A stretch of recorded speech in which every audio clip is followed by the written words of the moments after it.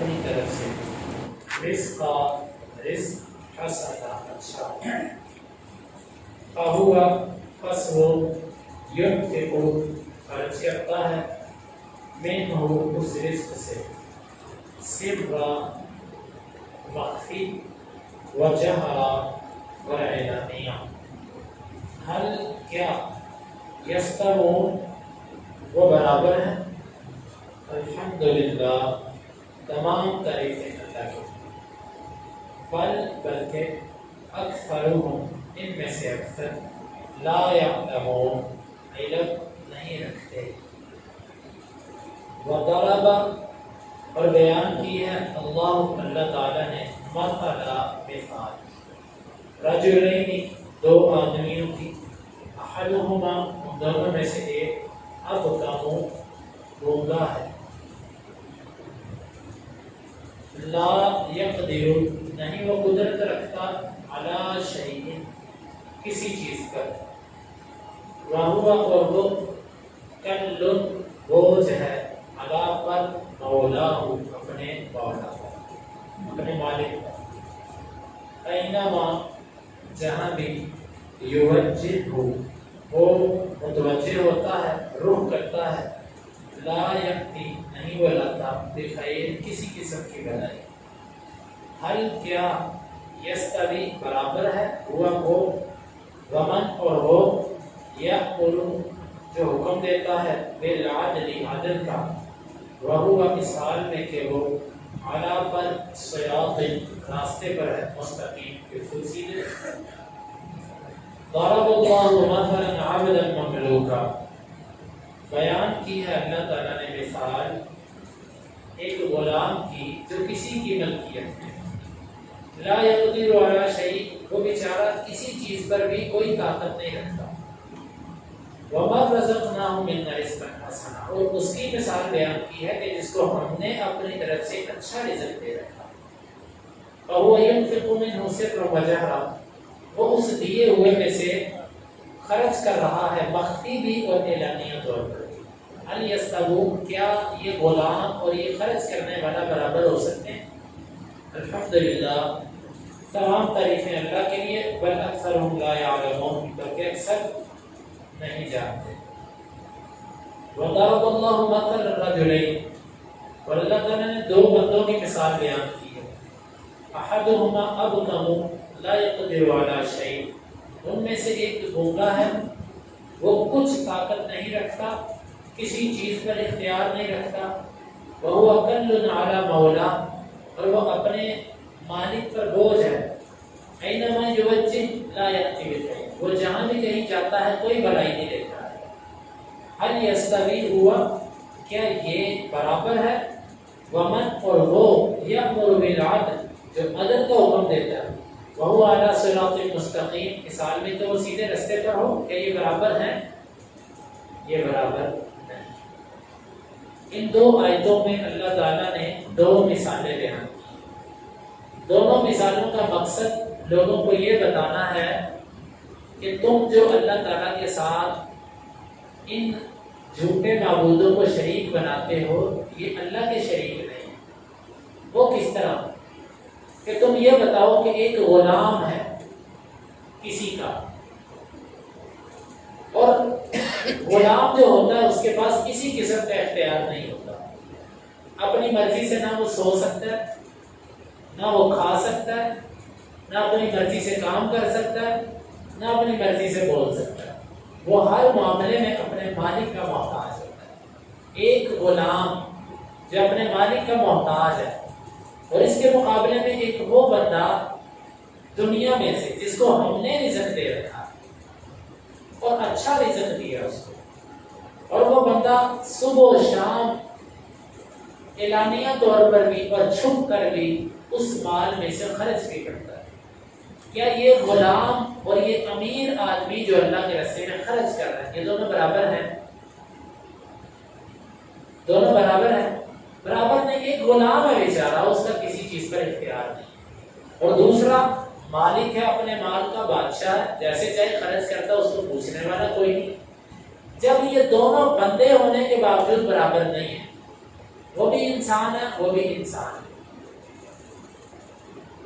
وہ بھی نطفے سے اور مٹی سے پیدا ہوا، وہ بھی مٹی سے پیدا ہوا، وہ بھی آدم کی اولاد ہے، وہ بھی آدم کی اولاد ہے، وہ بھی اللہ کا محتاج ہے، وہ بھی اللہ کا محتاج ہے، دونوں بندے ہیں۔ بندے ہونے کے باوجود تم دونوں کو ایک جیسا نہیں کہتے، تم کہتے ہو دونوں برابر نہیں ہیں۔ ایک غلام ہے اس کی کیا حیثیت، اور ایک مالک ہے اس کے کیا کہتے ہیں۔ جب انسان ہونے کے باوجود تم دونوں کو برابر نہیں مانتے تو پھر تم رب کو، جو انسان نہیں ہے وہ رب ہے، وہ انسانوں کا خالق ہے، اور انسان کے جو رب کے غلام ہیں، رب کے مملوک ہیں، تم یہاں پر مالک کو اور غلام کو برابر کیسے کرتے؟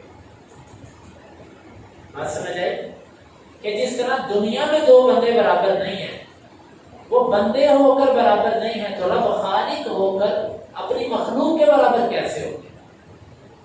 کہ تم نے یہ جو اپنے ہاتھوں سے بت بنائے ہیں، اپنے ہاتھوں سے تم نے یہ قبریں بنائی ہیں، اپنے ہاتھوں سے تم نے یہ درخت اگائے، اور بعد میں وہ مشکل کشا بن گئے تمہارے لیے۔ عجیب تمہاری عقل ہے۔ ایک بندہ فوت ہوا جی، پیر صاحب فوت ہو گئے، تم اپنے پیر صاحب کے تم نے کپڑے پھاڑے، جب مر جاتا بندہ اس کے کپڑے پھاڑے جاتے ہیں نا، تم نے اپنے پیر صاحب کے کپڑے پھاڑے، ان کو ننگا کیا تم نے، اور اس کے بعد تم نے ان کو نہلایا، اور تم نے ان کو غسل دیا۔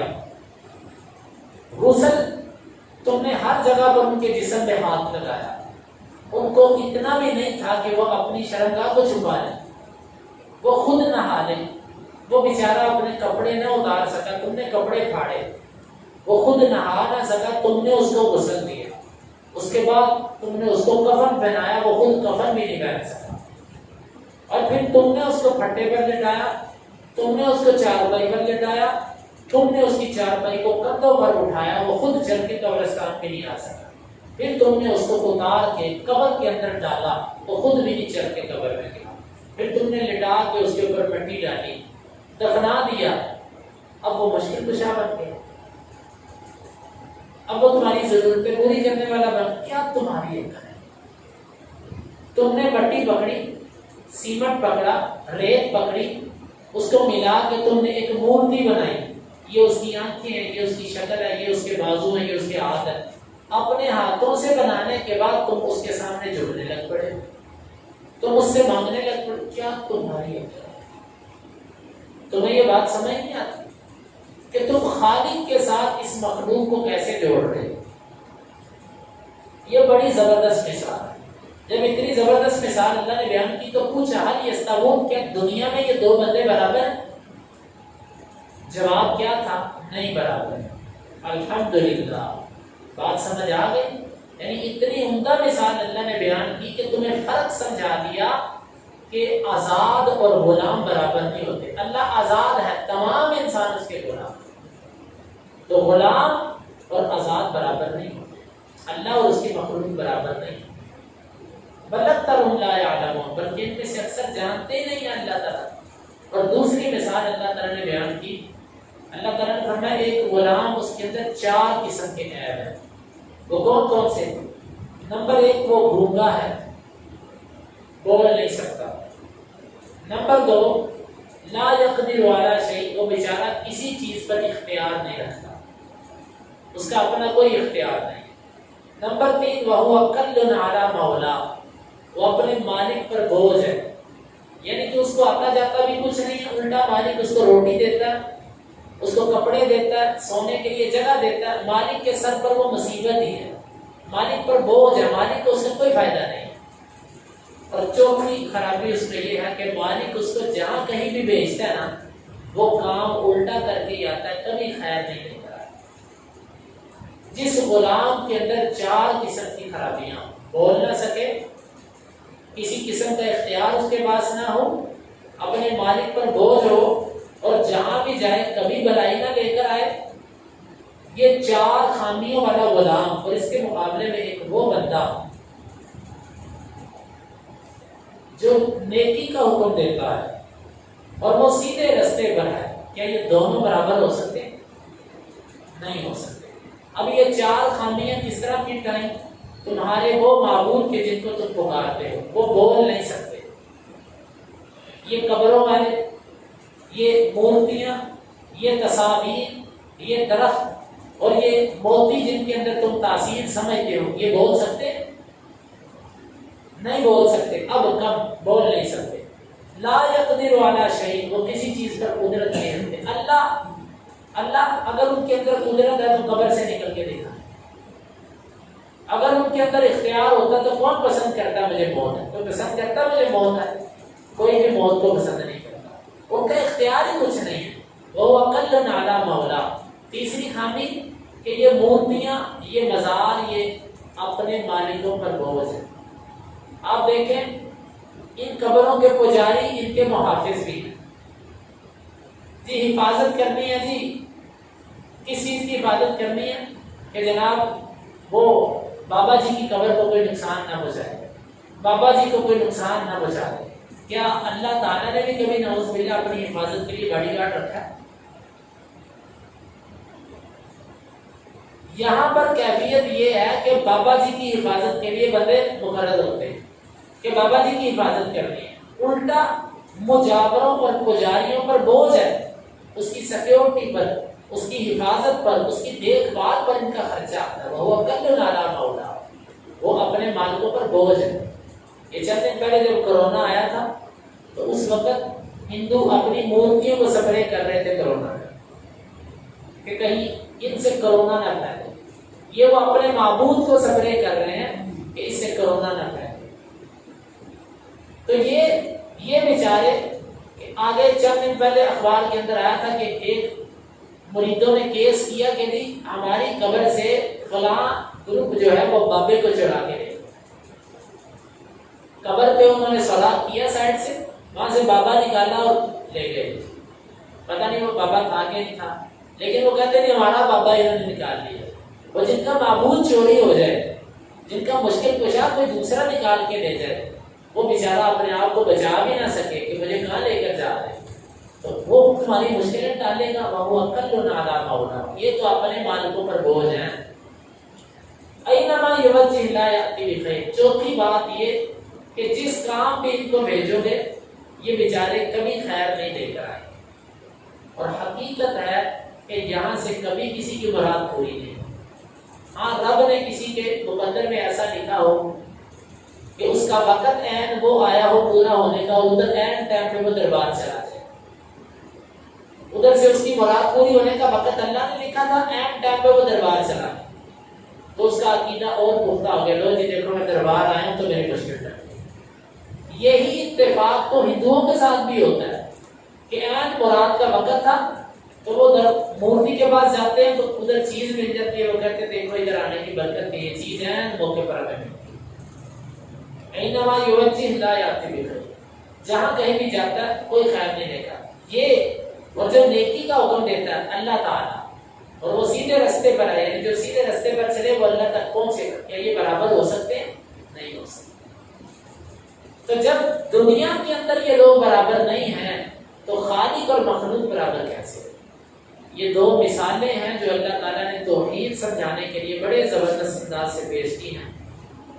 اللہ تعالیٰ سے دعا ہے کہ اللہ تعالیٰ ہمیں ان آیات کو سمجھنے کی توفیق عطا فرمائے. حقیقت یہ ہے کہ جس بندے کے اندر تھوڑی سی عقل ہے نا، تھوڑی سی عقل، وہ کبھی بھی اللہ کے سوا کسی سے نہیں مانگے گا. ان قبروں والوں کو، ان درختوں کو اور ان پتھروں کو اور ان مورتیوں اور ان تصاویر کو اور ان ہستیوں کو زندہ ہو کے مردہ ہو، ان کو کبھی بھی وہ جو ہے وہ خدائی صفات سے متصف نہیں کرے گا، کیونکہ اس کو پتہ کہ ایک اللہ ہی ہے جو سب کچھ کرنے والا.